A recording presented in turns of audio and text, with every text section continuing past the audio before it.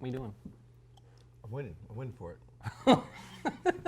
Calling up the spirit of Not quite there yet. Khonshu? What are you trying to... It's not... No, please stop that. Please stop that. Please stop that. Stop what? You were singing for just a second. Go ahead. Hey everybody, welcome to GeekStorm. I'm Sean Hilton, owner of Comics Cute, founder of the Kokomo Con, and upcoming Geek Street something or rather festival, which we'll be discussing sometime in the near future. To my left, finally, returning from his sabbatical. Finally.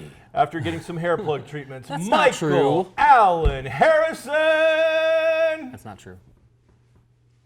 Are you sure? Yes, I would know. A, too expensive. 2, hurdy. 3, I didn't do it. So it's just spray paint. I got that Ron Popeil stuff. It's nice. Actually, you can get it at Walmart. Pocket fisherman on one side, spray on the other That's side. what I tried it did. once, but I was allergic, so it caused more hair to fall out. Or it was on my back, so it wasn't so good. Hey, it's a lot of I mean, it's spring, getting close to summer.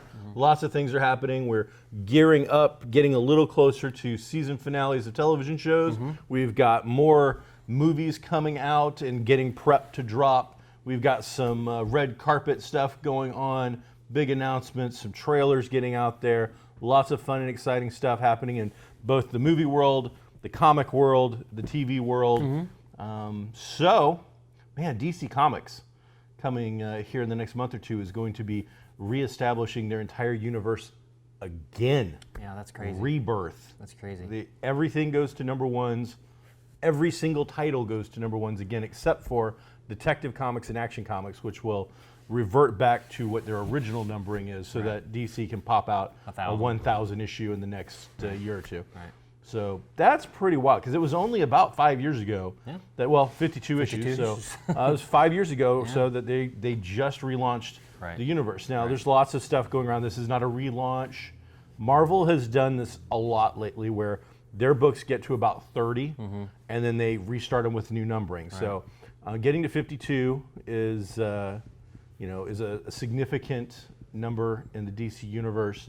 It's how many worlds that have existed since the relaunch. It's been a big deal. In Arrow and Flash, there have been numerous references in the TV shows to the number 52. Sure. It pops up as an Easter egg quite often. Adam Street. So full of Easter eggs. I'm very much eager to see what they're going to do, whether it's going to be a soft reboot, whether we're going to see elements. The big rumor is that we will see a culmination of universes melding together again, so that we will get some of the aspects of the original DC universe that fans are missing, and then melding that with the finer aspects, or at least the aspects of the new 52 that readers have enjoyed, bringing them together and giving us some of the stuff that we've missed out on, such as Teen Titans. That was one that went away. There needs to be a moratorium on these reboots. Let's say 10 years. Okay, legitimately, 10 years would bring in fresh fans. You know, people who are new to the movies, or kids that are getting to that age where they are interested in reading something like a comic instead of just kids' books. But to do it so often, and even like you said about DC, it's been close to 5 years. That seems like a long time. That seems like, they put the work into it at least. Then now they're going to redo it. I wish they wouldn't, but like you said, Marvel does it all the time. They don't do it line wide, but they do it. Captain America has had probably 4 number ones in the last 10 years. More than that. So I mean, or you can break it down into like only 4 years. Right. But the one thing that's been different was DC did that first hard reboot where they actually reset their universe from scratch. No, I mean in the 52. Reset from scratch. Yes. Marvel's reboots are always what we call a soft reboot. Right. So basically, it's just it's renumbering the comic to number 1 again, and then creating a storyline which keeps the continuity. It's very much like seasons of television, and that's actually what they've kind of referred to it as. Is you had your big bad, you had your big story, we told it, that one's done, now we go to the next season. Right. And so that's been the way they've been doing it for quite some time, and it's proving to be quite popular. DC is failing to grab a bigger market share. Their market numbers are dwindling quite a bit in the last year or so. Their numbers are way down. I get to see the top 100 comics every month. Are the Star Wars still at the top of? Oh yeah, Are they? and in my store in Comics Cubed as well, it is by far a bestseller. Poe Dameron outsold Avengers and X-Men combined. Wow. It was just absolutely, and I sold out. I mean, I ordered more copies of that than anything else this in 2016 so far, and I still sold out in a matter of like 2 days. Can I get one? So no, you told me you didn't want Star Wars comics anymore. So, But I'm your friend. I mean, I could see if White Knight's got one, I could take it from his and Done. give it to you. Done. Rubber stamp that. Done. He's not holding up his end of the bargain. So that's some of the comic stuff going on in the actual comic field. And then next week, I think we're going to talk a little bit more about actual floppy comics and some of the stuff that's coming out, what we're going to see. But back to the television and movie aspect of comics, one of the disappointing things that I'm currently seeing as a trend is that the movies and television are starting to affect their comic book counterparts. The companies are trying to get their comics a little more streamlined with the movie aspect of things. So like Nick Fury is the Samuel Jackson. Right. In the Marvel Universe, the Samuel Jackson was much more a, what was his name? Knight Rider, Baywatch. Hasselhoff? Was much more David Hasselhoff than Samuel L. Jackson. Sure. But because of the movie aspect being so popular, Right. they actually phased in a way Right. to create a Samuel Jackson style Nick Fury Agent of S.H.I.E.L.D. in the normal Marvel universe. I think that this is incredibly short-sighted. Not because we don't love Samuel Jackson, he's an amazing character, but he was created specifically for the Ultimate Marvel Universe, where he was designed, he led out all those adventures and he did stuff. But now we're seeing stuff like Arrow, the TV shows in like season 5, Right. or season 4. It's doing fairly well, but I don't know that it's going to be around for much more than another 4 seasons. Maybe. It's CW, it could get some legs, it could be a while, but you're allowing the origin of that version of Arrow to start becoming the origin of your comic book version of Arrow. The comic book version of Arrow has been around for more than 50 years. Right. He is going to, good or bad, outlive that television show. I love Stephen Amell, and I love what he's done with his social media, Sure. and I like to see some integration, but we're starting to see more and more aspects, like Mockingbird from Marvel's Agents of S.H.I.E.L.D. Right. They have introduced the boyfriend now Right. from the TV show Nick Hunter. as a boyfriend in the comic book, who's never existed before. Right. And they've kind of downplayed her relationship to Hawkeye, even though she was married to the guy, Right. because that's not in their thing. But if anything shows us, Spider-Man specifically, Batman also, they'll keep rebooting these franchises. I mean, this will be our 3rd Spider-Man in a young child's lifetime practically. So if we're going to keep allowing these movies and other big budget outside comic book things keep affecting the comic books, I think you're really diluting your already organized history. We don't have to mess with Spidey. He's been around since '63. He's doing okay. He is. So that was my soapbox thing. I apologize. You have a long list of fun and exciting That's things okay. though. So let's hit some of that now. I'll even just quickly add on to what you just said. I agree in that I think there's probably too many meetings that go on the comic side where they say we need to keep up with this because we don't want to confuse readers or new readers or lose readers or lose new readers, possible readers. I said readers about 18 times. Yeah, it's a lot of readers. But that's what their thought is because Yeah, I know. There's Nick Hunter. What's his name in this show? It's not Nick Hunter, but Bobby Mockingbird's boyfriend is. Let's put him in the comic because we don't want people showing up for the S.H.I.E.L.D. comic and not seeing this guy who's in this S.H.I.E.L.D. TV show. I think that's super short-sighted. I think if they would just invest in fewer number of comics, quality stories, the comics would grow and the comics audience would grow. But just to nitpick things because we think, well, we don't want to lose 14 readers because they don't see this over here in the show or on the TV on the movie. I think that's just short-sighted. And tie into that, I think short-sighted is the perfect phrase for this. The other thing is that there isn't enough crossover. If I were to lose every single person who came to the S.H.I.E.L.D. comic, who came over from the S.H.I.E.L.D. TV series, I don't lose anybody. Right. There's not that kind of. The comic readers who are already here are excited about comic shows and comic properties in other formats. The people who have only seen those formats, the television show who weren't comic fans, there's not enough cross-pollination from those things that I care about the influx. Does anymore. DC still publish the Arrow TV show comic? They haven't in the last year or so. And I remember back when, let's say, the Keaton Batmans came out, they had the official movie adaptation of the comic. So it was a Batman comic, but it was a movie adaptation. So the TV adaptation that they did with Arrow, that's the problem solver right there. And that was an original. Right. That was like they're original stories, right? Yeah, and we were but selling set in that universe, so there's that recognition. At most, when it first came out, 10 issues, and by the time it was done, we were selling 3 or 4 issues. Selling 3 or 4, and the people who were buying it, again, weren't actually non-comic fans. You know, it wasn't like I was getting somebody off the street. Right, that doesn't who was happen. like, I'm only here because of this Arrow comic. That rarely happens. No, yeah, there's just not. It doesn't exist anymore. Okay. All right. So let's hit this list, because you got a big list. You haven't been here in a while. You got some fun and exciting things to talk about. These are all pretty recent. If you want to get me hot and heated early, go with the number 2 on the bottom. At no point in my life I've ever wanted to get you hot or heated. All right. Number 2 on the bottom. That one? Oh, that's the one that'll send me. You knew it too, I'm sure. I know, but I don't think. Okay. That one I'm pointing to is the fact that, and I think again, this is social media taking something and running with the ball.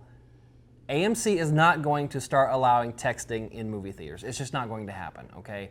This is an executive saying, well, we need to get these millennials because they're tied to their phones, and we think maybe that's something we might look at. That's all he said. That's something we might look at. Now, does it disturb me that somebody that's that high connected in what's going to be the largest chain around as soon as they buy out in the United States? In the United States, because they're getting ready to buy out Carmike or Carmike. Does it bother me that he thinks that that's going to not affect the other 92% of the people that don't want to see texting, that don't want to see that glow? That bothers me, but I don't think that's going to happen. You have 1 minute. Go. It irritates me. I mean, and because his point was, and one of the quotes was, when we ask these younger people to turn off their phone, it is like asking them to cut off their arm from the elbow down.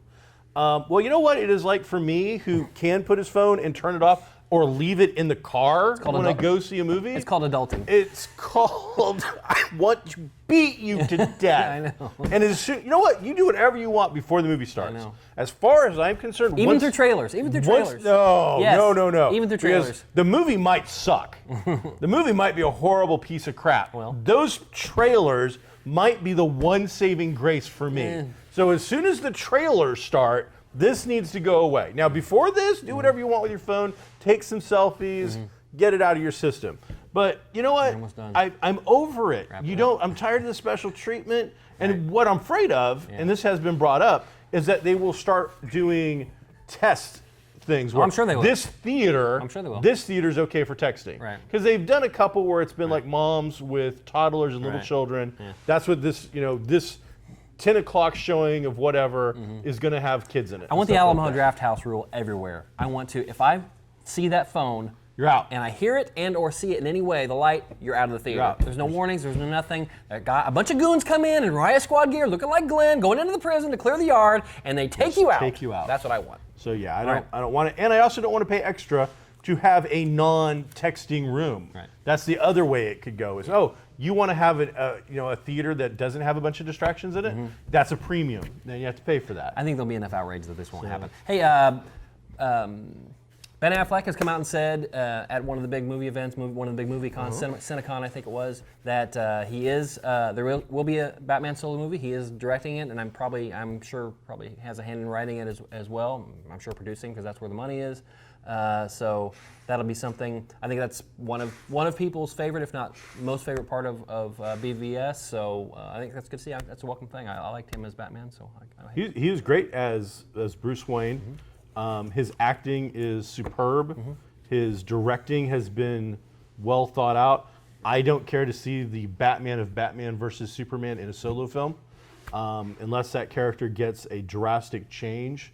I don't want to see that. I don't want to see that. It's not exciting to me. It's not interesting. wait and see what he does. So, at the end of the movie, he's supposed to have the big change that now he understands all the things that he's done wrong and with the death and all that. But you know what? I will give Ben Affleck a chance in just about anything, because I think that he is a much underrated talent. I think people who gave him crap early on about the Batman thing. We're way off base. I'm gonna go out on a limb here and say that I think we have seen the last of solo superhero movies. I think in the very least you'll see something like we saw in Deadpool with an appearance of Colossus, or I think in Batman, even Batman being the big gun for DC, I think you'll still see some appearances of some other DC characters that they want to throw in there, and I think we'll see that from both companies moving forward.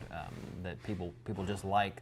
I mean, you don't get full-on Avenger treatment, you don't get Civil War treatment, but at least one, if not a couple, of throw-in roles. What's Easter eggs now? Yeah, I mean, I don't know. I wouldn't call that an Easter egg. I mean, Colossus necessarily isn't an Easter egg in Deadpool. It's just adding an aspect of the universe rather than having to rely on this is our hero, this might be his origin, this is our bad guy, this is why he's pissed. So they're going to fight, and there's going to be destruction, and the good guy wins. I think we'll see less and less of that. But do I have to get another Batman origin story in a Batman solo film? I don't know. I hope. If you don't know that his parents were murdered in an alley after Zorro, there's nothing I can do for you. Doctor Strange trailer came out. I guess Jimmy Kimmel all this week has Captain America, Civil War stuff, guests and things like that. And I want to go back and watch all those interviews because there's probably nothing new there, but I like the behind the scene type of stuff. But they dropped the Doctor Strange trailer. What did you think of it? I liked it a lot. I thought it had a great visual look to it. Mm-hmm. I've heard a lot of people trying to compare it to Inception and other things, but Doctor Strange is a character that has kind of this background of psychedelic trippiness. Mm-hmm. If you're going to update psychedelic trippiness into the year 2016, I think Inception is probably a legitimate thing to look at to show you some of the effects. I want this movie to be good. I like Cumberbatch. I like Doctor Strange. I like the adding of a mystical element to the Marvel Universe. Right.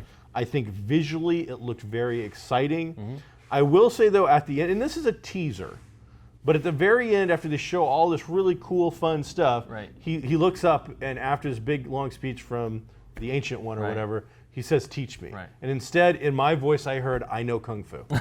And so that was, everybody else to go in Inception, I thought it looked very Matrixy with a lot of kind of stuff like there's a secret universe all around us, and he is now piercing that veil because he took a pill or magic. It's called the Force. Go ahead with your and so I thought it looked really cool. Together. I thought it looked really interesting. The sound, the costumes, the lighting, the whole thing seemed to work for me. And again, this is a teaser, and they showed us some really cool stuff. Yes. We haven't seen a Clea yet, or at least if we did, I didn't recognize her. I don't know that. So. No, I don't think so. That nurse in the.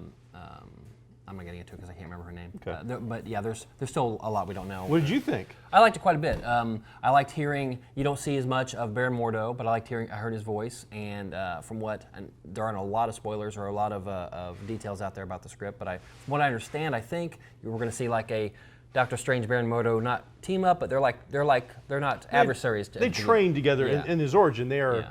Until the end, when it comes out, one of you is going to be the master. I think that's what they're we're buddies. See. So I expect we'll see an origin / buddy team up, where you will then see the buddies have that fallout and then become enemies. And Mordo maybe go with Dormammu or whoever Dormammu, however you say it, and that's what will make them adversaries, moving forward. But we'll see. Moving along, I checked yesterday, but I haven't checked today. But so far, Civil War has a 100% on Rotten Tomatoes. Now, there's only something like 15 or 16 reviews, but they are legitimate reviews. They're not the Poughkeepsie Times. Yeah, they're Hollywood, Chicago Review kind of thing. Yeah, they're good. They're good, solid sources. So that bodes well for that movie. I don't think anybody doesn't think that's going to make. I don't think anybody doesn't think that's going to make a ton of money. Yeah, just ching.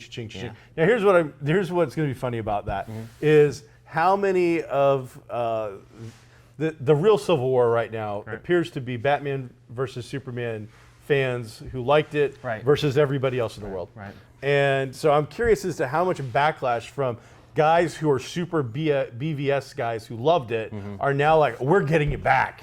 And now it's like, we're going to figure out ways to dump on this score. But I mean, at no point in time did you ever hear Batman versus Superman have a good score, period.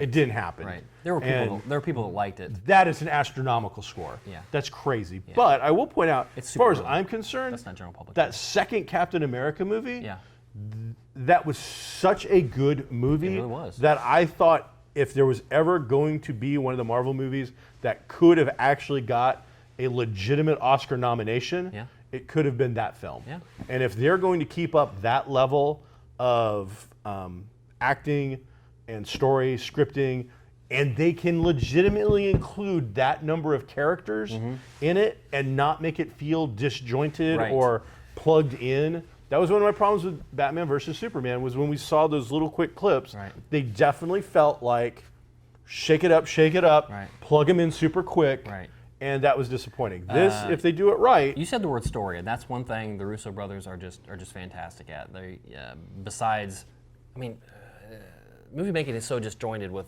everybody has their role, but everybody kind of goes and does other roles also, and with writers and producers and directors and who's really in charge and all that. You got these two guys. They made my favorite Marvel movie, which is the Winter Soldier, and then they're making this one. Everybody says it's great so far, and I'm 99% sure these are the guys that are at the helm of Infinity War too. Yeah, so I'm really excited about the. As a fanboy, there's a couple things you can do with this movie, and I'm going to be on board. If you have Jeremy Renner pull back some arrow, and is it Judd Apatow? And he is on the little head of that arrow. Apatow, really? I don't know. Oh no, you mean Ant-Man. Paul Rudd. Paul Rudd. Yeah. Sorry.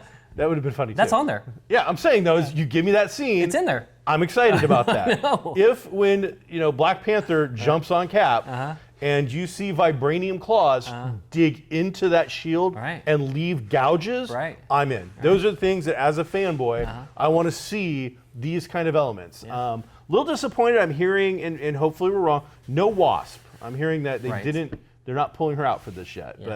But I think it's still early, and we will see. You know what I didn't hear about Captain America: The Civil War? What? I didn't hear about reshoots. I didn't hear about a massive amount of reshoots. Now reshoots. You talking about reshoots? I heard you guys talk about that. Talking last about week. reshoots. I know you're talking I'm about. not talking about the movie. I know. You're talking about reshoots. Talking about practice. I understand. So reshoots happen, and on every Absolutely. on every movie, Absolutely. they're scheduled. I mean, they say, okay, Will Smith, I need you to be available for here to here for principal shooting, and then I need you to be available here and here for reshoots. I get that. I read a few articles where people on set are saying, no, we're not reshooting things to make them funny. We're doing reshoots because we do reshoots. All movies do it. So really it just came out bad timing. Bad timing is what happened here. But we did hear it was going to be to add more humor. Then we heard, no, it's not for that, it's for this. Then we heard, no, it's not for that, it's for general, buffing up the story. I think it had more humor in it from the word go. I think it probably had that stuff built into the movie, from the first day they turned the first page. That's my guess on that movie versus BVS. Now there's a new trailer that's just dropped for that as well. Yes. What'd you think of that? I only saw it once. I did like it quite a bit. I'm excited to see this movie. I want it to succeed. I want it to be in good financially, and I want to enjoy the movie. Sure. I like all the characters. I know a lot of them are throwaways, and most of them probably won't survive the We'll 2 see hours. some death. Yeah. Some of these characters are not going to make it through this movie, and I'm okay with that. I'm a huge fan of the second incarnation of the Suicide Squad, which is what this is primarily based on, which is a late 80s, early 90s comic book from DC. A lot of the characters from that are in this, but then they also take a lot of the characters from the most current incarnation, the New 52 version, where you add in Harley Quinn to the mix, characters like that. It looks visually very interesting. Story-wise, I think it could be fun. It should just be a nice action romp, summer popcorn movie. Really excited about that. Well, I am more excited about that movie than I was legitimately before Batman versus Superman came out. I know about Batman and Superman. I mean, whatever. But I've never seen The Enchantress on the big screen before. BVS was under a lot of pressure. This movie's not so much under as much pressure. And in the latest preview, we saw Deadpool in the costume a lot more. And the first couple of things we've seen, it was all Will Smith. Deadshot. We saw Deadshot, it was all Will Smith. Right. And huge Deadshot fan, even though I can't ever remember his name. But Floyd. Right. And, so now we're seeing, they're putting a lot more costumes in, a lot more action. So That's good. I'm excited. Sticking with movie things, we got news, final official, that the Spider-Man's title is going to be Spider-Man Homecoming. I'm going to assume, that's a kind of a double entendre. Homecoming meaning, back in the Marvel Universe, but also I think they're going to really tag into Spider-Man high school, young crowd. We talked a little bit, the three of us, on Facebook about possible villains and things like that. I think it's been long enough. Goblin was 12 years ago, 14 years ago. I think we can see Goblin again. I'd rather see that than somebody we have to reach down and grab because we haven't done him yet. You know, I think Elektra was almost that. Elektra was awful in that movie, but It was bad. he's pretty close to second tier, even as far as Spider-Man villains go. So.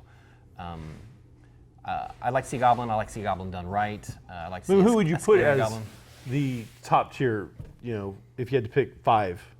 I think he's up. I think you really have Goblin. And I think after that, everybody is going to fall under Goblin. It'd be like Lex Luthor. Yeah, Goblin's definitely at the top. And if you take like the Sinister Six and throw them in there, take out Chameleon because that's kind of a throwaway to me. But any of those guys that were legitimately in the Sinister Six with Rhino and Ock and Mysterio.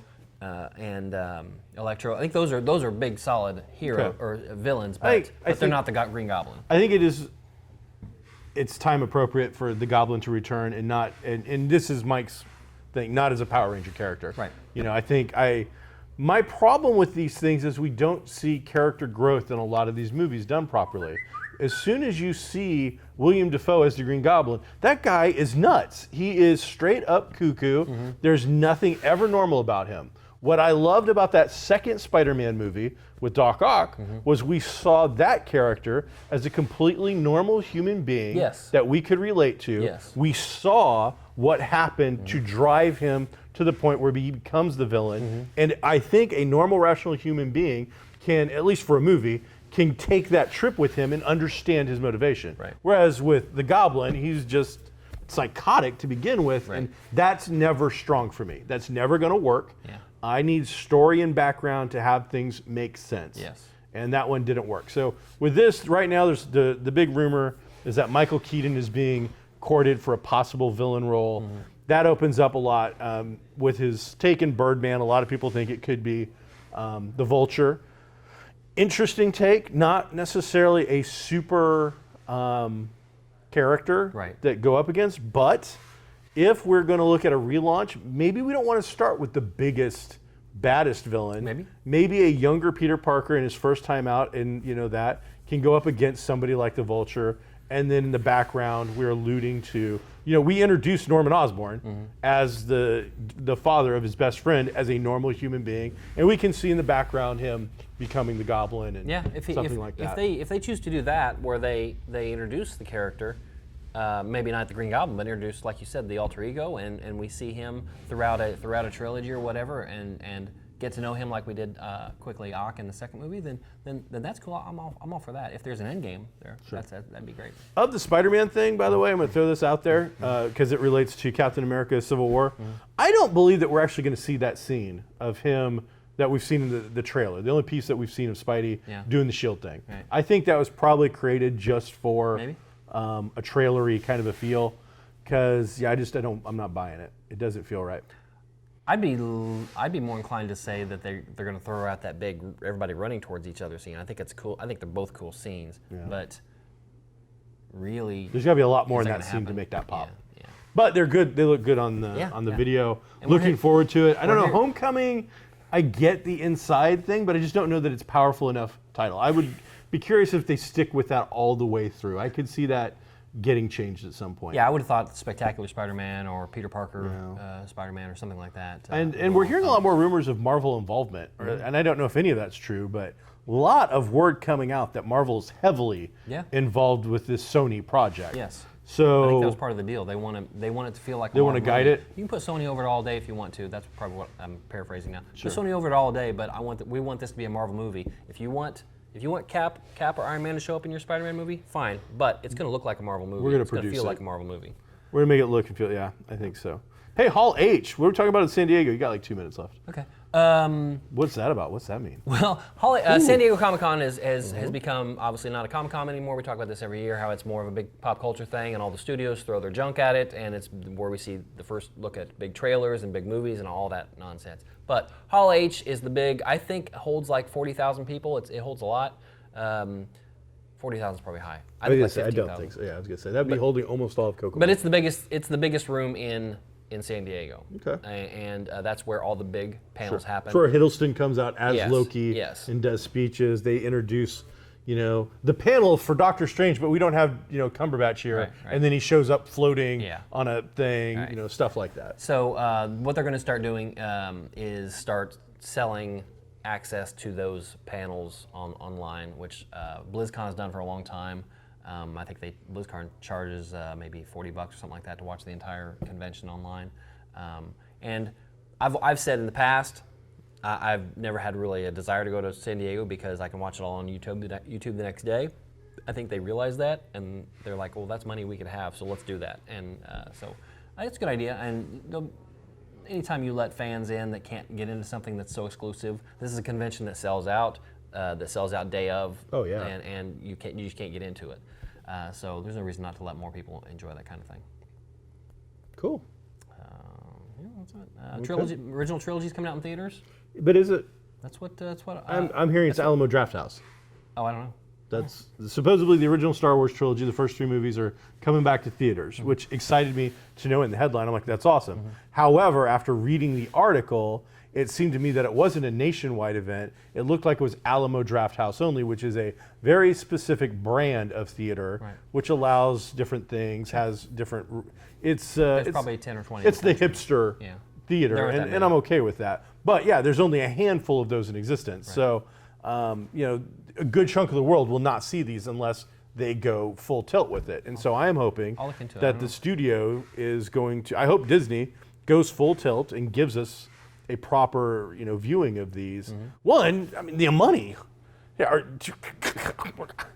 cash everywhere. Just make it rain, Disney. What are you, it's crazy talk. Just have a seizure. Crazy talk. So, practice. So, yeah. Anything on Netflix people need to check out?